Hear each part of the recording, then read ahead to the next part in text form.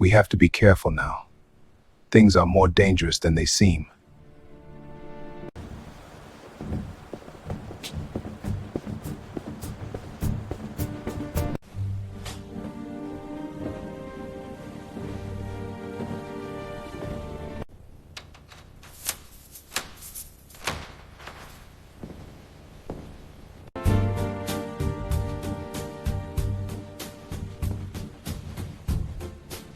Las manos de Willie Thompson eran firmes como las de un cirujano mientras pasaba la navaja por la garganta de Bumpy Johnson. 40 años cortando pelo en Harlem. 40 años guardando secretos. Pero hoy, Willie tenía un secreto que podría costarle la vida a Bumpy Johnson. 3 hombres acababan de entrar por la puerta. 3 hombres que Willie nunca había visto. 3 hombres con abrigos largos en primavera. Y Willie sabía, como todos los hombres de Harlem, lo que ocultaban esos abrigos. El primer pistolero cerró la puerta principal con llave. El segundo bajó las persianas. El tercero estaba justo detrás de la silla de Bumpy, con la mano dentro del abrigo, agarrando algo frío y definitivo. Bumpy estaba allí sentado, con los ojos cerrados, una toalla caliente en la cara, completamente vulnerable. El hombre detrás de él sacó su pistola, la presionó contra la nuca de Bumpy y amartilló el percutor. «No te muevas, Willie», susurró el pistolero. «Sigue cortando. No se trata de ti». La sala quedó en silencio. 3 contra 1. Bumpy estaba desarmado, superado en armamento, atrapado. Y entonces Bumpy habló. 3 palabras, tranquilo como un domingo por la mañana. «Más cerca, Willie». Lo que sucedió en los siguientes 47 segundos se convertiría en uno de los momentos más legendarios de la historia de Harlem. 3 hombres armados entraron en la barbería, pero cuando el humo se disipó, cuando las sirenas se apagaron, solo un hombre salió con vida. Y no era ninguno de los 3 con armas. Lo que nadie sabía, lo que las calles aún susurran hoy, es que Bumpy Johnson sabía que esos hombres vendrían incluso antes de vestirse esa mañana. Para entender lo que sucedió en la barbería de Willie Thompson esa tarde, hay que entender quién era Bumpy Johnson en 1957 y por qué ciertos hombres en Nueva York habían decidido que debía morir a cualquier precio. Para la primavera de 1957, Bumpy Johnson se había convertido en algo que la mafia italiana no podía comprender. Un hombre negro al que no podían controlar, corromper y matar. Había estado dirigiendo el negocio de las apuestas en Harlem durante más de 2 décadas. Las apuestas no eran solo una apuesta. Eran esperanza. Todas las mañanas, los negros de la calle 110 a la 155 hacían sus apuestas. Una moneda de 5 centavos aquí, una de 10 centavos allá en 3 dígitos que podían cambiar su semana. Esas monedas se sumaban. Para 1957, el negocio de las apuestas en Harlem recaudaba más de $20 millones al año. Esos $20 millones querían las familias italianas. Pero la operación de las apuestas era solo la superficie. Lo que hacía a Bumpy Johnson verdaderamente peligroso era algo que la mafia no podía entender. Era corrido. Cuando la ciudad intentó cerrar los negocios de propietarios negros en la calle 125, Bumpy hizo llamadas telefónicas. El acoso cesó. Cuando las familias recibían avisos de desalojo durante el invierno, Bumpy les pagaba el alquiler. Cuando los jóvenes salían de prisión y no podían encontrar trabajo, Bumpy les daba trabajo. No trabajo forzado. Trabajos de verdad. Los acompañaba a peluquerías, restaurantes y tintorerías, negocios que había ayudado a salvar, y los defendía personalmente. Este hombre pagó su deuda, decía Bumpy. Ahora denle la oportunidad de pagar sus cuentas. La mafia italiana gobernaba mediante el miedo. Bumpy gobernaba mediante algo mucho más poderoso, el respeto. Y el respeto, el verdadero respeto, no se compra ni se impone. A los 57 años, la familia Genovese se había cansado de ver cómo su influencia se detenía en la calle 110. El propio Beto Genovesi había asumido el control tras la deportación de Lucky Luciano, y Beto no era un hombre paciente. Veía Harlem como su derecho de nacimiento, $20 millones al año, protegidos por un solo hombre. Habían intentado el enfoque directo 2 veces. La primera vez, enviaron a 4 cobradores para presionar a uno de los corredores de Bumpy. Los 4 fueron al hospital St. Luke esa noche. La segunda vez, intentaron sobornar a un concejal de Harlem para que cerrara las operaciones de Bumpy mediante permisos municipales. 3 días después, el concejal encontró fotos en su escritorio. Fotos que su esposa no apreciaría. Los permisos fueron aprobados al mediodía. Bumpy no era solo un gangster. Era un estratega que preveía 3 movimientos mientras sus enemigos aún estaban decidiendo qué pieza tocar. Así que la familia Genovesi intentó un nuevo enfoque. Contratarían a forasteros. Hombres sin conexión con Nueva York. Hombres que la red de Bumpy no reconocería. Encontraron a 3 hermanos de Filadelfia, S. Marco y Dominique Carbone. Matones de poca monta que intentaban hacerse un nombre. El tipo de hombres que hacen cualquier cosa por un día de pago. El precio, $30,000 divididos entre 3, más un territorio en Brooklyn. Una vez hecho el trabajo, el objetivo, Bumpy Johnson. En cualquier momento, en cualquier lugar, con cualquier método. Solo asegúrense de que estuviera muerto antes de que terminara la semana. Los Carboni tardaron 3 días en estudiar la rutina de Bumpy. Descubrieron que desayunaba en el mismo restaurante todas las mañanas. Descubrieron que hacía negocios en Smalls Paradise por las noches. Y descubrieron algo más. Algo que los hacía sonreír. Todos los jueves por la tarde, sin falta, Bumpy Johnson iba a la barbería de Willie Thompson en la calle 182. La misma silla, a la misma hora.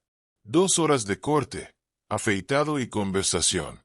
Durante 2 horas cada jueves, Bumpy permanecía inmóvil, predecible, vulnerable. O eso creían.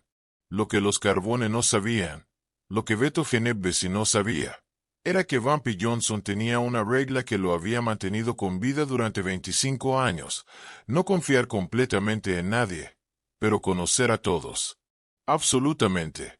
11 de marzo de 1957, Filadelfia. La reunión tuvo lugar en la trastienda de un club social en la calle 9 Sur. Beto Genovesi no asistió. Nunca se ensució las manos directamente. En cambio, envió a su subjefe, Tony Salerno, a gestionar la transacción. Sal Carbone era el mayor, con 34 años. Él era el que hablaba. 3 hombres, 3 días, un objetivo, explicó Salerno, colocando una fotografía de Bumpy sobre la mesa. Este es Ellsworth Johnson. Lo llaman Bumpy. ¿Por qué Bumpy?, preguntó Marco. Tiene un chichón en la nuca. Es cosa de la infancia. Que no te engañe el nombre.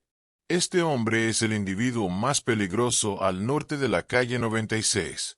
Tiene ojos por todas partes, policías, políticos, barrenderos. Todos en Harlem le deben algo. Y entonces, ¿cómo nos acercamos? Dominique, el más joven, de 26 años, se inclinó hacia adelante. Cerno sonrió. Por eso los contratamos. Nadie en Nueva York conoce sus caras. Son fantasmas. Entran, se encargan de los negocios, desaparecen de vuelta a Filadelfia. Para cuando alguien sabe qué pasó, ya están a 300 metros. Deslizó un sobre la mesa.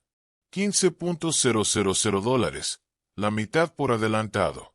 El resto cuando veamos el cuerpo en los periódicos, dijo Cerno. No me hagas ir a buscarlo. Ese abrió el sobre. Contó los billetes. Sus hermanos observaban. Ya hemos dado golpes antes, dijo Sal lentamente. Pero este se siente diferente. ¿Qué no nos estás contando? Salerno apretó la mandíbula. Lo que te digo es que hombres mejores lo han intentado. Hombres que conocían las calles, conocían a los jugadores. Todos fracasaron. Algunos desaparecieron.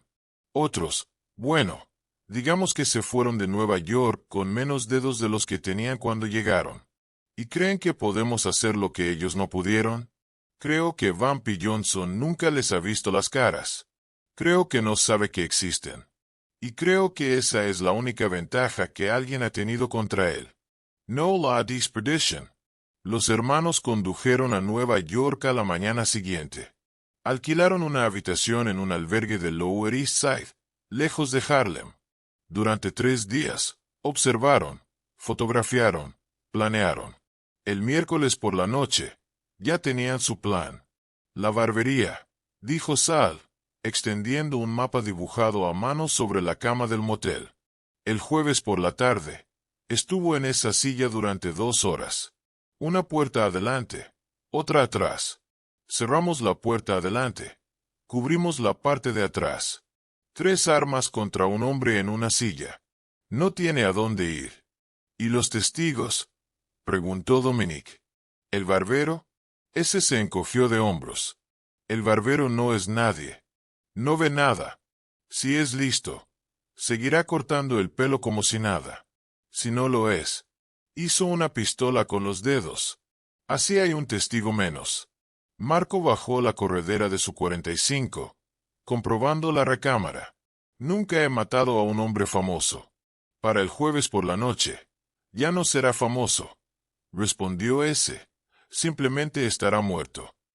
Lo que ninguno de ellos sabía, lo que no podían saber, era que para el miércoles por la noche, Vampy Johnson ya había recibido 3 advertencias distintas sobre su presencia. El taxista que los recogió en Penn Station, el recepcionista del hotel que les alquiló la habitación, el vendedor de periódicos de la esquina de la calle 132 que los había visto vigilando la barbería. Vampy sabía que lo sabía desde el lunes. Vampy Johnson no sobrevivió 25 años en Harlem luchando contra cada amenaza que se le presentó. Sobrevivió comprendiendo algo que la mayoría de los hombres nunca aprenden. El arma más peligrosa no es un arma. Es la información. Mientras los Carbonis dibujaban su pequeño mapa, Vampy estaba en su oficina sobre Smalls Paradise escuchando a Jerome Patterson, el mismo taxista que había recogido a los hermanos en Penn Station. 3 chicos blancos, dijo Jerome, con acento italiano. Hablaron de Filadelfia todo el camino. Preguntaron por el barrio. Preguntaron por las barberías. Vampy asintió lentamente. ¿Barberías? Sí, señor. Una de ellas tenía una foto. Intenté ocultarla, pero la vi en el espejo. Déjame adivinar. Mi foto. Jerome solo asintió. Vampy le dio $50. Nunca condujiste a esos hombres. Estabas fuera de servicio. Entiendo. Después de que Jerome se fuera, Vampy se sentó en silencio durante casi 1 hora. Podría haber mandado matar a esos 3 chicos esa noche. Una llamada telefónica. 3 cuerpos en el East River por la mañana. La familia Genovese nunca sabría qué pasó con sus matones. Pero Vampy entendía algo más profundo. Si mataba a estos 3 sin hacer ruido, Genevieve enviaría a 3 más, y luego a 3 más. La única manera de acabar con esto era enviar un mensaje tan fuerte, tan permanente, que nadie lo volviera a intentar. A la mañana siguiente, Vampy visitó la barbería de Willie Thompson. No para corte, solo para conversar. Willie llevaba cortando pelo en Harlem desde 1917. Lo había visto todo. Lo había sobrevivido a todo. Y lo más importante, había servido en la Primera Guerra Mundial. En el 364º Regimiento de Infantería, los soldados Búfalo. Willie Thompson tenía 62 años, pero sus manos aún eran fuertes y sus instintos, más agudos que cualquiera de sus navajas. Mañana va a haber problemas, dijo Vampy en voz baja, sentado en su silla de siempre. 3 hombres vienen a por mí. Willie no dejaba de barrer. ¿Problemas con la policía o problemas en la calle? En la calle. Dinero italiano. Soldados de Filadelfia. ¿Y qué necesitas de mí? Dijo Vampy mirándolo al espejo. Necesito que confíes en mí, Willy. Cuando entren, sigue cortando. Mantén la calma. Cuando diga más cerca, te tiras al suelo. ¿Entendido? Willy hizo una pausa. Miró el reflejo de Bumpy. Señor Johnson, le corté el pelo durante 15 años. Nunca me dio una razón para dudar de usted. Y mañana no será la primera vez. Esa noche, Bumpy hizo sus preparativos. Hizo que 2 de sus hombres se apostaran al otro lado de la calle. No para intervenir, sino para observar, para presenciar. Tenía a otro hombre en el apartamento encima de la barbería, y debajo de la silla del barbero, sujeto con 2 tiras de cinta aislante. Bumpy aseguró un pequeño revólver del calibre 32. La trampa estaba preparada. O Bumpy Johnson no estaba caminando hacia una emboscada. Estaba creando una. El jueves por la mañana, Bumpy desayunó en su restaurante habitual. Hizo sus rondas habituales. Llegó a la barbería de Willy a las 2:30 de la tarde. Exactamente como lo había hecho todos los jueves durante 15 años. Willy se echó la capa sobre los hombros, se untó la cara con crema de afeitar tibia y comenzó a pasar la navaja por la mandíbula de Bumpy, lenta y cuidadosamente. A las 2:42 de la tarde, se abrió la puerta principal. Entraron 3 hombres, con abrigos largos y mirada fría. El primero cerró la puerta tras ellos. 14 de marzo de 1957, 2:47 de la tarde. La barbería quedó en silencio. Otros 2 clientes, un maestro de escuela y un cartero, permanecieron inmóviles en sus sillas de espera. Sal Carbone estaba junto a la puerta. Marco se movió para cubrir la salida trasera. Dominique, el más joven, el más ansioso, caminó directamente detrás de la silla de Bumpy. La navaja de Willy se detuvo en la mejilla de Bumpy. Sus ojos se encontraron con los de Bumpy en el espejo. Bumpy asintió casi imperceptiblemente.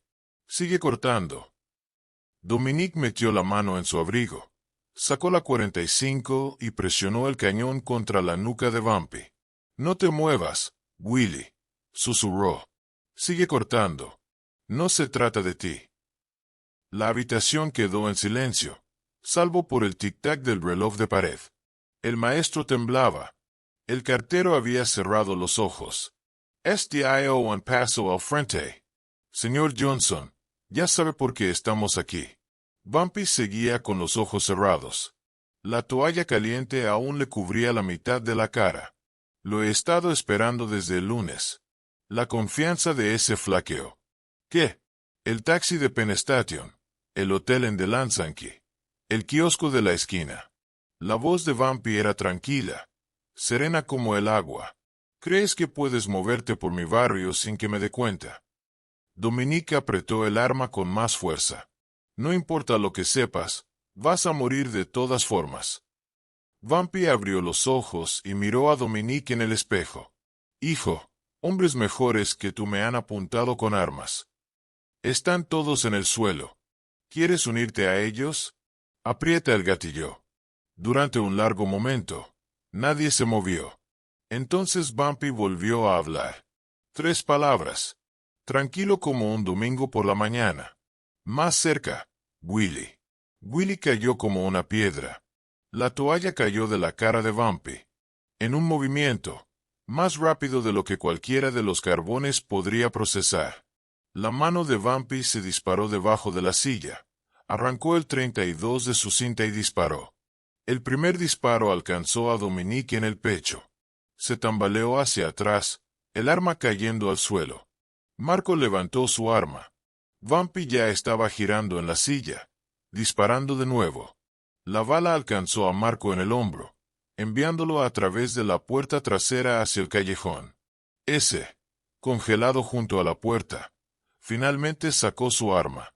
Pero antes de que pudiera apuntar, la ventana delantera explotó hacia adentro. Los hombres de Bumpy del otro lado de la calle.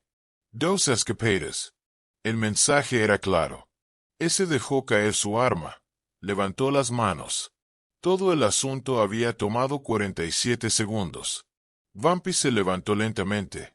Se quitó la capa de barbero y caminó con calma hacia ese, que temblaba tanto que apenas podía mantenerse en pie. «Quiero que entiendas algo», dijo Vampy, con la voz apenas por encima de un susurro. «Podría haberte matado el lunes. Podría haberte matado el martes. Te dejé vivir lo suficiente para cruzar esa puerta y que pudieras ver este momento». Se inclinó más cerca, lo suficientemente cerca como para que ese pudiera oler la crema de afeitar. «Vuelve a Filadelfia. Vuelve con Vito Genaus. Cuéntale lo que pasó aquí hoy. Dile que sabía de su plan antes de que sus soldados salieran de la estación de tren. Dile que dejé que vinieran a mí. Dile que nunca fui yo quien cayó en la trampa». Vampy hizo una pausa y miró directamente a los ojos aterrorizados de ese. «Dile que dije que Harlem no sangra por nadie». Ese estaba llorando ahora. Lloraba de verdad, con lágrimas corriendo por su rostro. Y ese... La voz de Vampy bajó aún más. «Si alguien de la familia Genovese vuelve a pisar mi barrio, no daré ninguna advertencia. No enviaré un mensaje. Solo enviaré cuerpos. ¿Nos entendimos?» Ese asintió. No podía hablar. «Entonces camina. No corras. Caminar demuestra respeto. Correr demuestra culpa. Y ahora mismo, lo único que te mantiene vivo es mi respeto por el código». Ese salió por la puerta principal. Sus piernas apenas lo sostenían. Dominique Carbone murió en el suelo de la barbería. Marco Carbone se desangró en el callejón antes de que llegara la ambulancia. Sal. Carbone tomó un tren de regreso a Filadelfia esa noche y nunca regresó a Nueva York. Willie Thompson recogió los cristales rotos, limpió su silla y abrió el negocio a la mañana siguiente. La voz corrió por el submundo como un reguero de pólvora. Al anochecer, todos los estafadores de Baltimore a Boston habían escuchado la historia. 3 hombres armados entraron en la barbería de Vampy Johnson. Solo el barbero salió vivo, y barrió el desastre como si fuera un día cualquiera. La familia Genovese convocó una reunión de emergencia la semana siguiente. El propio Beto permaneció en silencio la mayor parte del tiempo. Cuando finalmente habló, su voz sonaba cansada. Este hombre lo sabía. Lo sabía antes de que nuestra gente se fuera de Filadelfia. Lo supo cuando llegaron. Supo cada paso que dieron y los dejó entrar en esa barbería de todos modos. Negó con la cabeza. ¿Qué se supone que hagamos con un hombre así? Tony Salerno no tenía respuesta. «Dejemos Harlem en paz», dijo Beto finalmente. «Hay dinero por todas partes en esta ciudad. Nos centramos en el Bronx, Queens, la costa. Pero Harlem pertenece a Vampy Johnson. Siempre fue así». Era la segunda vez en una década que la mafia italiana se retractaba de una disputa territorial, sin una sola concesión de la otra parte. En cuanto a Sal Carbone, regresó a Filadelfia destrozado. Dejó la vida por completo. Abrió una ferretería en el sur de Nueva Jersey y vivió tranquilamente durante otros 30 años. Cuenta la historia que siempre que alguien mencionaba el nombre de Vampy Johnson, ese salía de la habitación sin decir palabra. Willie Thompson continuó cortando pelo hasta 1972. Todos los jueves, Vampy se sentaba en esa misma silla en ese mismo lugar hasta el día de su muerte. Y sobre el espejo de Willie, en letras pequeñas que la mayoría de los clientes nunca notaron, había 5 palabras que Vampy le había dicho que pusiera allí después de ese día. «Harlem sangra por nadie». La historia de la barbería no se trata solo de violencia. Se trata de visión. Vampy Johnson entendió algo que la mayoría de los hombres pasan por alto durante toda su vida. El verdadero poder no se trata de lo que puedes hacerles a tus enemigos.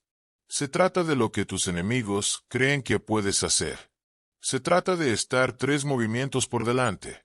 Se trata de convertir su emboscada en tu declaración. 3 hombres armados entraron en esa barbería pensando que tenían la ventaja. Tenían los números. Tenían las armas. Tenían el elemento sorpresa. Pero Vampy tenía algo que no podían ver venir. Los dejaría venir. Si esta historia te emocionó, presiona el botón de suscripción. Estamos publicando estas historias de Bumpy Johnson cada semana. Y créeme, solo se vuelven más locas. Dale a me gusta si entiendes porque el barbero fue el único que salió. Y cuéntenme en los comentarios, ¿habrían dejado que ese viviera para difundir el mensaje? La próxima vez, contaremos la historia de cómo Bumpy Johnson entró desarmado a una habitación con Lucky Luciano y salió con el control de Harlem. No se lo pierdan. Recuerden, en Harlem, el respeto no se da, se gana.